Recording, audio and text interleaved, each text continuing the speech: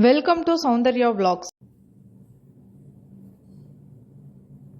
Hi எல்லாருக்கும் வணக்கம். இன்னைக்கு நம்ம என்ன பார்க்க போறோம்னா கொத்தமல்லி சட்னி எப்படி பண்றதுன்னு தான் பார்க்க போறோம். கொத்தமல்லி சட்னி பண்ண நான் ஒரு கட்டு கொத்தமல்லி அப்படியே எடுத்திருக்கேன். அதோட சின்ன வெங்காயம் ஒரு 10 போல எடுத்திருக்கேன். பாருங்க, ஒரு 10 போல சின்ன வெங்காயம் எடுத்திருக்கேன். அவ்வளோதான் எடுத்திருக்கேன். இப்போ கொத்தமல்லியை க்ளீன் பண்ணி வெங்காயத்தெல்லாம் நல்லா தோல் உரிச்சு எடுத்துட்டு வந்துக்கலாம். இப்போ எல்லாத்தையும் நல்லா க்ளீன் பண்ணி கழுவி எடுத்து வச்சுருக்கேன். வெங்காயம் ஒரு 10 எடுத்து வச்சுருக்கேன், சின்ன வெங்காயம்.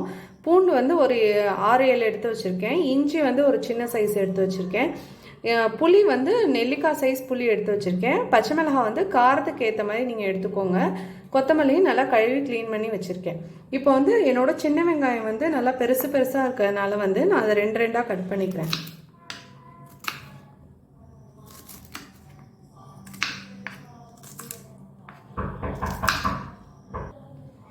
அடுத்து நான் மலைப்பூண்டு எடுத்திருக்கேன். மலைப்பூண்டு 6-7 எடுத்ததுனால அது பெருசு பெருசாக இருக்கும்னு நான் 2 கட் பண்ணிக்கிறேன்.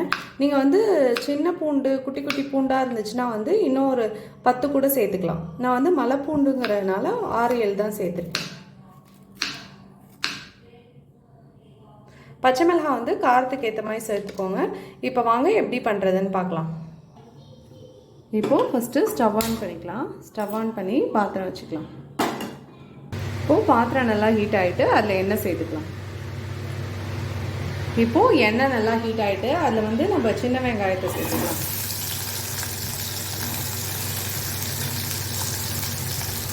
இப்போது சின்ன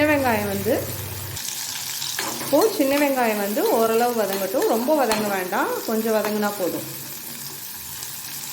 இப்போது சின்ன வெங்காயம் ஓரளவு வதங்கியிருக்கு. அதிலே இஞ்சி பூண்டு சேர்த்துக்கலாம். இஞ்சி பூண்டு பச்சை மிளகாய் நான் 4 எடுத்திருக்கேன், பார்த்துருப்பீங்க. உங்களுக்கு காரத்தை எவ்வளோ வேணுமோ அவ்வளோ சேர்த்துக்கோங்க.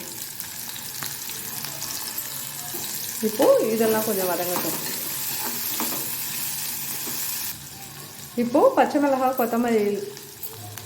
மிளகாய் வெங்காயம் எல்லாம் ஓரளவு வதங்கியிருக்கு. அதில் நம்ம நெல்லிக்காய் சைஸ் புளி எடுத்து வச்சிருந்தோம்ல, அதை சேர்த்துக்கலாம். நான் புளி எதுக்கு சேர்த்துறேன்னா புளிப்புக்காக சேர்க்குறோம். தக்காளி கூட சேர்த்துக்கலாம். தக்காளி சேர்த்தா டேஸ்ட்டு மாறும். தக்காளிக்கும் புளிக்கும் டேஸ்ட்டு கொஞ்சம் மாறும். அதனால தான் நம்ம இப்போ புளி சேர்க்குறோம். இப்போது அந்த பச்சை மிளகாய் வெங்காயம் புளியெல்லாம் வதங்கிறதுக்குள்ளே நம்ம கொத்தமல்லியை இப்படி சும்மா கட் பண்ணி எடுத்துக்கலாம். கட் பண்ணணும்னு அவசியம் இல்லை, அது முழுசாக போடலாம். முழுசாக போட்டால் மிக்சி ஜாரில் சிக்கிக்கும்னு சொல்லுவாங்க. சிக்கிக்கிட்டால் ரொம்ப திரியாக அரைக்கிற மாதிரி இருக்கும், நைஸாக அரைக்கிறதுக்கு வராது. அதனால தான் இந்த மாதிரி கட் பண்ணிக்கிறோம்.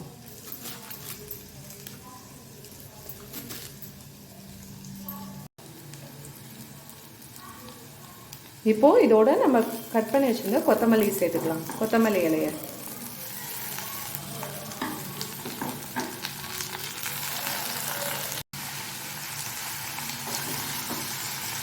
இப்போது கொத்தமல்லி இலை சேர்த்து கிண்டி விடலாம் நல்லா.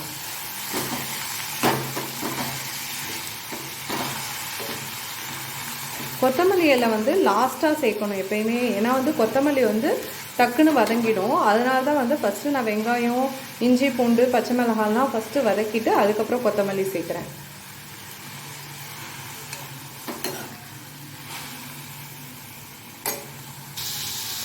இப்போ பார்த்தீங்கன்னா கொத்தமல்லி நல்லா வதங்கிடுச்சு. ரொம்ப வதங்கணும்னு அவசியம் இல்லை, டீப் ஃப்ரை ஆகணும்னு அவசியம் இல்லை. ஓரளவு வதங்கிடுச்சு பாருங்கள். இப்போ ஸ்டவ் ஆஃப் பண்ணிட்டு ஆற வச்சு மிக்சி ஜாரில் அரைச்சி எடுத்துக்கலாம். இப்போது ஆற வச்சிடலாம். இப்போது நம்ம வதக்கி வச்சுருந்தது நல்லா ஆறிடுச்சு. இப்போ மிக்சி ஜாரில் சேர்த்துக்கலாம்.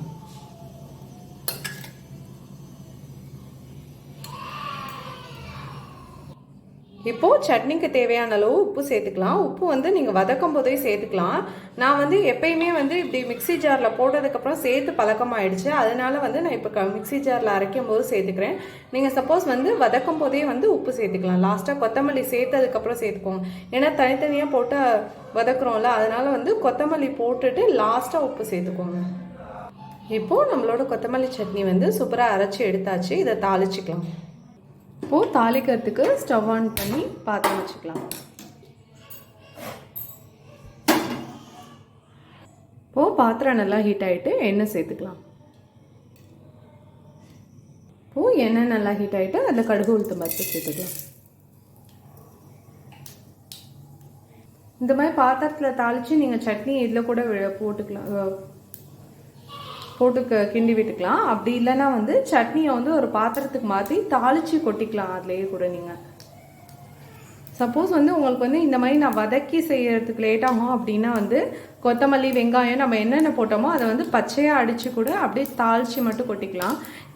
எங்களுக்கு வந்து பச்சையாக சாப்பிட்றது பிடிக்கல, அதனால் நான் எல்லாமே வதக்கி செஞ்சுருக்கேன். ஒரு சிலருக்கு வந்து பச்சையாக சாப்பிட்டா பிடிக்காது, அதனால் இந்த மாதிரி வதக்கி செஞ்சால் எல்லாருமே சாப்பிட்லாம். இப்போது கடுகு நல்லா வெடிச்சிருச்சு, அதில் கருவேப்பிலை சேர்த்துக்கலாம்.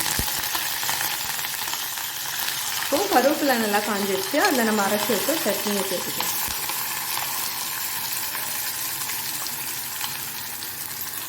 இப்போது மிக்ஸி ஜாரை கழுவி அந்த தண்ணியை சேர்த்துக்கலாம்.